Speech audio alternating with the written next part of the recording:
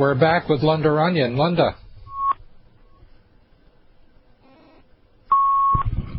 All right, it sounds like we've got some more technical difficulties this morning. We've been having those late last week and also this morning, so we have guests just dropping off at random, apparently. And we'll get Linda back on the line here in a few minutes. But in the meantime, I would urge all of you, especially the new listeners, to visit Linda's website, which is ofthefield.com. That's ofthefield.com.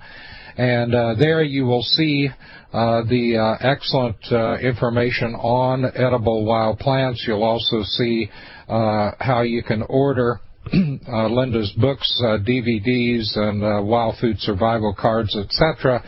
I would urge all of you to that haven't already done so to purchase what is called the whole enchilada, which gives you a combination of those things. And the reason, of course, is that they are supplemental and they complement each other. The DVD is hands-on, gives you hands-on approach on how to prepare and store and look for these edible wild plants. The book gives you detailed analysis, and the survival cards are kind of like an outline when you're in the field. So you can get all of those things on Linda's website, and of course she has, as she mentioned earlier, free information as well. And if you write to her, please do send a couple of ounces of postage and preferably a return self-addressed stamped return envelope, because she will send you, if you don't have a computer and if you can't get PDFs, she'll send you the information free, but please do include the postage. And we've got Linda back. Linda, I mentioned your website. You've got all of those things available for sale, but also some excellent links to other wild food specialists, such as Dr. Duke and the Wild Man Steve Brill. Yep.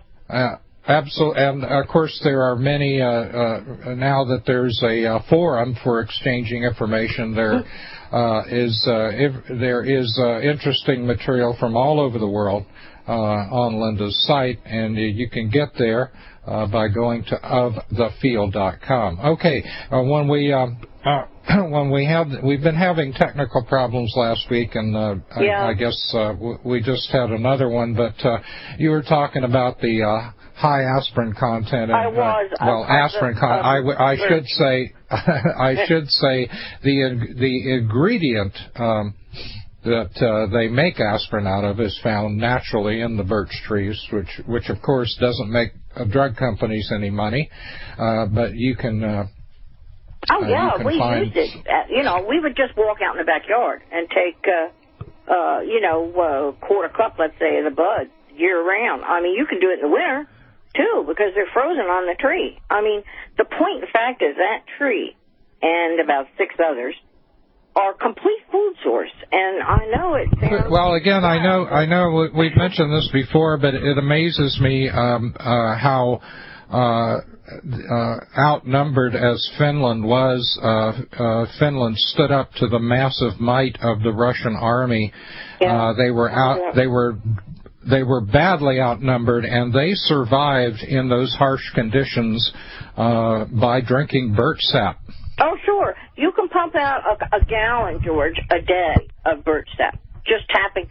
There's some guys, don't say some guys, there's so many now that I've forgotten their names on this forum.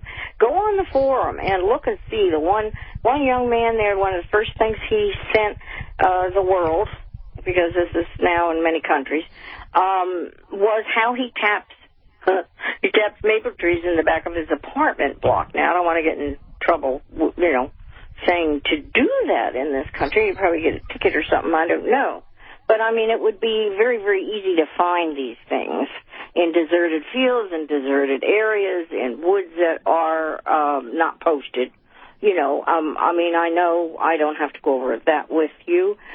Be careful where you do that. be careful where you tap trees, but you can tap let's say a white birch or a yellow birch tree the same way he tapped maple trees, and you will get at least a gallon a day, according to how warm our spring is. And through the end of March to May or June, you can tap these trees without a problem. I mean, at one time we climbed a mountain. I can remember we were absolutely, what dopes. We forgot our water source on the way up. We forgot, we didn't know that particular mountain didn't have a stream, which was very, very disheartening to get to the top and be that thirsty, right? So, I mean, it was only a couple-hour haul, but I was still so thirsty I thought I was gonna. So I said, okay, this is time to test it out. So you take a young, very young branch of a birch tree, and it was a survival situation as far as I was concerned, and I pulled it off the tree, and I sucked the end of that branch, and honestly, it quenched my thirst enough so that we could go on back down. It didn't, of course, satisfy it in a physical way, I'm sure, but it sure helped my mouth a lot and made it feel like I had something to drink. So this is a fact. I mean, you could write entire books on how to eat any tree. And while you were gone and the radio went down there on my end, the phone end here, I grabbed another piece of my Christmas wreath, which I have about a 3-inch section here of a balsam in my hand. And when I look at that, I say, oh, wow, this is a cup of tea, not a very weak cup of tea. It's about a quarter cup of strong tea, if you put a quarter cup of boiling water on top of this 3-inch piece I have. But it's food, and I've been nibbling it ever since while we were doing the show here. I've gotten so used to eating balsam and pine needles as a source of food. And we show you how to do this on that free information, and it's something that children just love to do. And with the birch, unsprayed, you mentioned this. You mentioned this all the time. We've talked about the pine tree previously, but obviously it has to be unsprayed. Oh yeah, and this is. This is of course the unfortunate thing, but this is also will get you out of your apartment area if you're nervous about it being sprayed for mosquitoes or something like that, and have you looking around and seeing how much food there really is in access fields or maybe a drive that you're used to taking with your family or whatever.